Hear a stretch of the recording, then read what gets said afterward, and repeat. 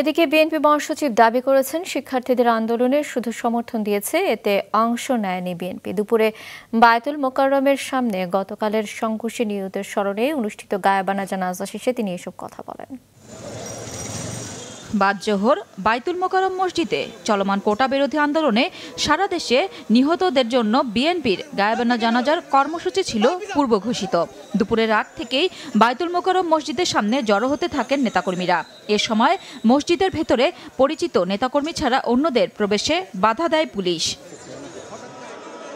পরে নেতাকর্মীদের নিয়ে জানাজা আদায় শেষে সাংবাদিকদের সাথে কথা বলেন বিএনপি মহাসচিব মির্জা ফখরুল ইসলাম আলমগীর। তিনি বলেন, কোটা বিরোধী আন্দোলন সম্পূর্ণভাবে শিক্ষার্থীদের আন্দোলন। আন্দোলনের সঙ্গে শিক্ষার্থীরা সরাসরি জড়িত। আমরা এই আন্দোলনের সঙ্গে কখনোই সরাসরি জড়িত নই। আমরা তাদেরকে নৈতিক সমর্থন দিয়েছি এবং সেই নৈতিক সমর্থন আমরা দিয়ে যাব। প্রতিটি বিশ্ববিদ্যালয় বন্ধ করে আন্দোলন নিয়ন্ত্রণে সরকারের চেষ্টার নিন্দা জানান মির্জা ফখরুল। পাকিস্তান আমলে পাকিস্তান শাসক গোষ্ঠী এইভাবে তারা আন্দোলন দমন করার চেষ্টা করেছে, কিন্তু সেই দমন করতে পারেনি। ঠিক একইভাবে আজকে তারা যেভাবে চেষ্টা করেছে সেটার সঙ্গে আমরা কোনো মতেই একমত নই। জানাজা শেষে বিএনপি নেতাকর্মীরা মসজিদ থেকে বেরিয়ে এলে সেখানে পুলিশের সাথে ধাওয়া পাল্টা ধাওয়ার ঘটনা ঘটে।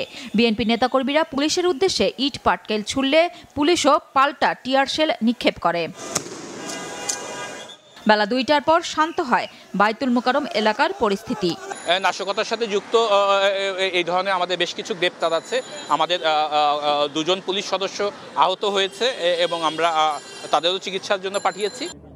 এদিকে গতরাতে নয়াপল্টনে কয়েক দফা ককটেল বিস্ফোরণের পর ঢাকা মহানগর পুলিশের অতিরিক্ত কমিশনার হারুনুর রশিদের নেতৃত্বে গোয়েন্দা পুলিশের একটি দল বিএনপির কার্যালয়ে তল্লাশি চালায়। ছাত্রদলের সাবেক সভাপতি কাজী রনকুল ইসলাম শ্রাবণ সহ ৭ জনকে আটক করে পুলিশ। এরপর বিএনপির কেন্দ্রীয় কার্যালয়কে ক্রাইম সিন ঘোষণা করা হয়েছে।